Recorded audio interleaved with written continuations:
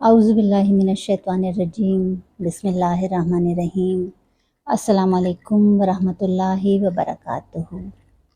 آج کا موضوع بہت اہم موضوع ہے، اس لیے کہ آج کل ہم میں سے بہت سارے لوگ پریشان ہیں، ڈپریشن کا شکار ہیں، انگزائٹی میں مبتلا ہیں، اور سب کے ساتھ کچھ نہ کچھ پریشانیاں، کچھ نہ کچھ مشکلات، کچھ نہ کچھ ایسے حالات سب کو درپیش ہیں کہ ہر ایک اپنی اپنی جگہ کہیں نہ کہیں پریشان نظر آتا ہے اور کوشش کرتا ہے کہ اس پریشانی میں ہم کیسے اپنے آپ کو پرسکون رکھ سکیں۔ اور یہی میرا آج کا موضوع ہے کہ بڑی سے بڑی پریشانی میں بھی خود کو کیسے پرسکون رکھیں۔ پریشانی یا مشکلات کا زندگی میں آنا یہ ہر انسان کے ساتھ ہوتا ہے۔ پروردگار عالم کہیں نہ کہیں کسی نہ کسی صورت سے ہمارا امتحان لے رہا ہے، اور یہ سنت الہی بھی ہے۔ اور پروردگار عالم قرآن کریم میں یہ ارشاد بھی فرما رہا ہے کہ ہم تمہیں آزمائیں گے تمہاری جان، تمہاری مال، تمہاری اولاد کے ذریعے۔ تو بات یہ ہے کہ پریشانی جب آئے تو اس میں پرسکون کیسے رہیں، کیا ایسا عمل کریں، کیا ایسی کوشش کریں کہ پریشانی تو کیونکہ گزر جانی ہے، ایک وقت کے بعد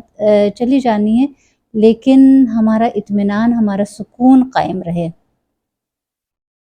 دیکھیے، ویسے تو خود پروردگار عالم ہمارے اوپر کبھی ایسی مصیبت نہیں ڈالتا جس کی برداشت کرنے کی ہم میں طاقت یا اہلیت نہ ہو۔ اور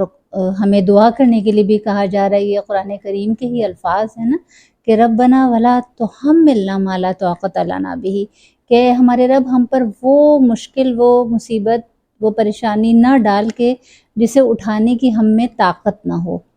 تو اللہ اپنے بندوں پر ان کی طاقت اور ہمت سے زیادہ مشکل نہیں ڈالتا، لیکن بات یہ ہے کہ سب کی اہلیت مختلف ہوتی ہے اس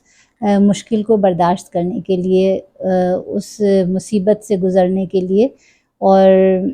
جیسی جس کی اہلیت ہوتی ہے ویسے ہی اتنی ہی آسانی سے وہ اس پریشانی کے وقت سے گزر جاتا ہے۔ بعض دفعہ ہمیں ایسے لگ رہا ہوتا ہے نا کہ اب سب کچھ ٹھیک ہے، ہماری لائف بہت پرسکون ہو گئی ہے، اب سارے امتحان ختم ہو گئے ہیں اور اب شاید ہمیں کسی مشکل کا سامنا نہیں کرنا ہے آگے۔ لیکن یہ صرف ہماری سوچ ہوتی ہے، اس لیے کہ جب تک دنیا میں ہیں، جب تک زندہ ہیں، بہرحال ان چیزوں سے گزرنا ہے۔ یہ تو ایک امتحان کی جگہ ہے دنیا، اور جب اصل جو ہماری ڈیسٹینیشن ہے، جب ہم وہاں پہنچیں گے تو جب ہی ہمارے اعمال کے نتیجے میں ہمارے سامنے جو زندگی ہوگی، جو یا تو سکون اور اطمینان کی اور خوشی کی زندگی ہوگی، یا پھر یقیناً جیسے ہم نے اعمال کیے ہوں گے دنیا میں اسی کے مطابق ہمیں وہاں صلہ ملنا ہے۔ تو میں یہ دیکھتی ہوں کہ جب ہم مشکل یا پریشانی سے گزر رہے ہوتے ہیں تو ہم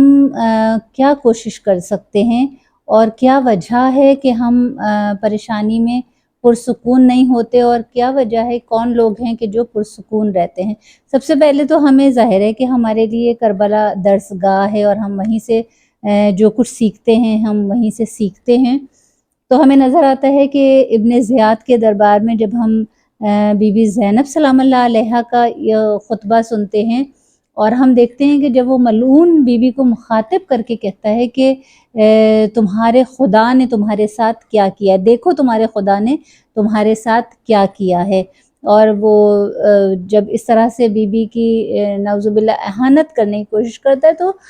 ہمیں تاریخ میں یہ جملہ ملتا ہے کہ بی بی اس وقت کتنے اعتماد کے ساتھ یہ جملہ کہتی ہیں کہ ما رایتا الا جمیلا، میں نے تو سوائے حسن و جمال کے کچھ دیکھا ہی نہیں۔ اب سوچنے کی بات یہ ہے کہ جناب زینب سلام اللہ علیہا اس مشکل ترین وقت میں کہ جب اپنوں کے سر کاٹ کے نیزوں پہ بلند کیے گئے ہیں، بازوؤں میں رسن بندھی ہوئی ہے، شرابی کے دربار میں کھڑی ہیں اور قیدی بن کے کھڑی ہیں، اور اس وقت بی بی یہ جملہ کہہ رہی ہیں کہ ما رایتا الا جمیلا، کہ میں نے تو سوائے حسن و جمال کے کچھ دیکھا ہی نہیں۔ تو یہ جملہ یقیناً شہزادی زینب سلام اللہ علیہا ہی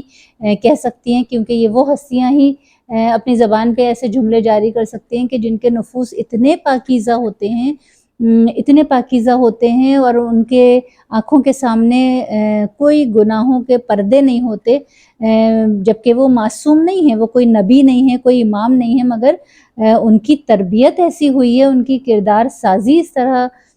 کی نظر آتی ہے کہ وہ یہ جملہ کہہ سکتے ہیں، کیونکہ انہیں جو اجر نظر آ رہا ہوگا وہ ہم مشکلات سے گزرتے ہوئے جو اجر ہمیں اللہ تعالیٰ ہماری چھوٹی موٹی مشکلات پر عطا کر رہا ہوتا ہے، کیونکہ ہمیشہ یہ بات میں کہتی ہوں نا کہ جو بھی مشکل آئے ہمیشہ اسے پریشانی آئے اس کو بلیسنگ ہی سمجھنا چاہیے، کیونکہ اگر وہ ہمارے گناہوں کی سزا کے طور پہ ہمیں اس آزمائش سے گزارا جا رہا ہے تو بھی اللہ کی طرف سے بلیسنگ ہے کہ اللہ یہیں ہمیں پاک صاف کر رہا ہے۔ اور اگر وہ ہمیں کوئی بہت بڑا مقام دینا چاہ رہا ہے، اللہ جس کے ہم اہل نہیں ہیں اور ہم چاہ کے بھی وہ اعمال انجام نہیں دے سکتے کہ اس کے نتیجے میں ہم اس مقام کو حاصل کر لیں، تو اللہ تو کیونکہ عادل ہے اور وہ ایسے تو نہیں ہو سکتا کہ کوئی جو عمل نہیں کر رہا ہے اور جو عمل کر رہا ہے دونوں کو ایک جیسا مقام دے دے۔ تو اللہ کو اپنے جن بندوں سے بہت پیار ہوتا ہے، جن سے بہت محبت ہوتی ہے، تو اللہ انہیں پھر کھینچ کر لاتا ہے اس طرح اس مقام کی طرف کہ وہ پھر انہیں دنیا میں کسی مشکل سے گزارتا ہے، کسی مصیبت میں مبتلا کرتا ہے، اور اس طرح انہیں اس آزمائش سے گزار کر پھر اس کے نتیجے میں جب وہ بندہ اس سے کامیابی سے گزر جاتا ہے، صبر کرتا ہے، تو پھر اللہ اس کے نتیجے میں پھر وہ مقام عطا کرتا ہے، کیونکہ وہ اپنے اعمال کے ذریعے اس جگہ تک نہیں پہنچ سکتا تھا، تو اللہ اس کو جب اس مقام تک پہنچانا چاہتا ہے تو پھر اس طرح کی کسی مشکل سے گزارتا ہے۔ تو دونوں صورت میں یہ ہمارے لیے بلیسنگ ہے۔ تو بات یہ ہے کہ مشکلات کا کیونکہ ہمیں وہ اجر اپنی آنکھوں سے اس وقت نظر نہیں آ رہا ہوتا، تو اس لیے ہم سے صبر نہیں ہو رہا ہوتا ہے اور دوسرا یہ کہ ہم اللہ پر جب توکل کرنا سیکھ لیتے ہیں نا، اور صحیح معنی میں توکل، دیکھیں پریشانی کس طرح کی ہمیں دنیا میں لاحق ہوتی ہے، یا تو ہمیں رزق کی پریشانی آتی ہے، یا ہمیں یہ خطرہ ہوتا ہے کہ کوئی ہمیں جانی نقصان پہنچا دے گا، یا ہمیں کوئی مالی نقصان پہنچا رہا ہوتا ہے، فائنینشلی ہمیں نقصان پہنچا رہا ہوتا ہے، ایموشنلی لوگ ہمیں ویک کر رہے ہوتے ہیں، تو اس طرح کی عزت اور بے عزتی یہ سب چیزیں جب ہم یہ یقین ہوتا ہے ہمیں کہ یہ 5 چیزیں اللہ نے ہر حال میں اپنے ہاتھ میں رکھی ہیں، زندگی، موت، عزت، بے عزتی اور رزق، یہ کسی بندے کے اختیار میں نہیں، وہ چاہے آپ کی عزت چوراہے پہ لٹکا دے، کچھ بھی وہ نہیں بگاڑ سکتا، کچھ بھی نہیں بگاڑ سکتا، اور یا کوئی جتنا بھی آپ کا جان کا دشمن ہو جائے، لیکن اگر اللہ نے زندگی رکھی ہے تو کوئی آپ کو نہیں مار سکتا، جب یہ یقین ہوتا ہے نا۔ اور دوسرے رزق، جب ہمیں یہ پتہ ہوتا ہے کہ ہمارا رازق صرف اور صرف خدا کی ذات ہے جو رزق دینے والی ہے، اور جب وہ دیتا ہے تو وہ وہاں سے دیتا ہے جہاں ہمارا گمان بھی نہیں جا رہا ہوتا، وہ وہاں سے اسباب پیدا کر دیتا ہے، چاہے دنیا ہمارے اوپر رزق کے جتنے دروازے چاہے بند کر دے، وہ اگر ایک دروازہ یا 10 دروازے بند کرتے ہیں، اللہ 70 دروازے کھول دیتا ہے۔ تو یہ یقین ہونا چاہیے۔ تو جب ہمیں یہ یقین کامل ہوتا ہے نا کہ اللہ کی مرضی کے بغیر کچھ نہیں ہوتا، اور جو پریشانی اس وقت آئی ہے جسے میں نہیں ایکسپیکٹ کر رہی تھی کہ ہاں یہ پریشانی اس طرح کی آ جائے گی، تو اگر میں یہ یقین رکھوں نا کہ اللہ کی حکمت کے بغیر کچھ نہیں ہوتا، اور بس ہماری طرف سے کیا ہونا چاہیے کہ ہمیں بس یہ دیکھنا چاہیے کہ ہماری نیت کتنی خالص تھی، ہم کتنے مخلص تھے۔ جب ہم مخلص ہوتے ہیں نا اللہ کے ساتھ بھی اور اللہ کے بندوں کے ساتھ بھی، تو پھر کبھی نہیں ڈرنا چاہیے، کبھی کسی بھی بڑی سے بڑی پریشانی اور مصیبت میں نہیں ڈرنا چاہیے کہ کوئی مجھے کچھ بھی نقصان نہیں پہنچا سکتا، کیونکہ میری نیت بالکل پیور تھی، بالکل خالص تھی، میں آخری حدوں پہ مخلص ہوں، تو پھر میں کیوں ڈروں دنیا سے، کیوں ڈروں میں اللہ کے بندوں سے، اس لیے کہ یہ مجھے کچھ بھی نقصان نہیں پہنچا سکتے، خدا نیت جانتا ہے۔ دنیا تو ہمارا ظاہر دیکھ رہی ہوتی ہے نا، ہماری کچھ ایسی چیزیں ایسا عمل دیکھ رہی ہوتی جو بظاہر وہ اپنے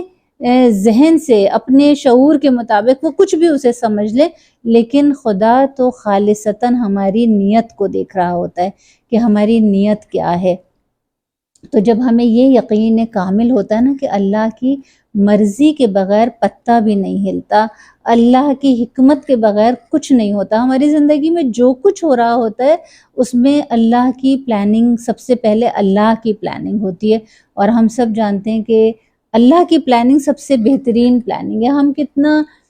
اچھے سے پلان کر لیں کہ آگے ہمیں اب اس طرح کی زندگی گزارنی ہے، ہمیں یہ کرنا ہے، اب ہماری لائف میں سب کچھ ٹھیک ہو گیا، اب ایسے ہو جائے گا، اب ہم ایسے یہ کام کر لیں گے، ویسے کوشش کر لیں گے، نہیں،